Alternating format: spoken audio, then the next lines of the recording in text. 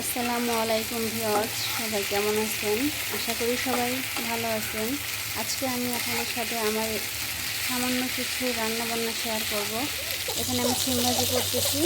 এখানে পুঁটি মাছটা ভাজি বসিয়েছি। বেগুন আলু দিয়ে মাছটা রান্না করবো, এই জন্য মশলাটা কষিয়ে নিলাম। বেগুন আলু দিয়ে দিলাম, দিয়ে একটু কষিয়ে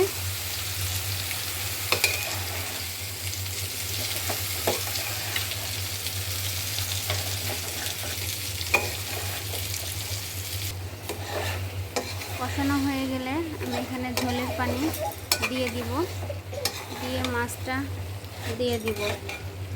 আসলে আমার ছোট বাচ্চা তো, রান্নাবান্না করতে অনেক ঝামেলা হয়, এরা খুবই ডিস্টার্ব করে। তার ভিতরেও একটু করার চেষ্টা করি। সবাই আমার পাশে থেকে একটু আমাকে হেল্প করবেন।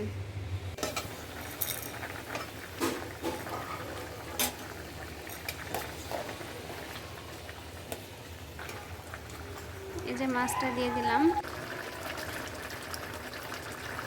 রান্নাটা প্রায় হয়ে আসছে।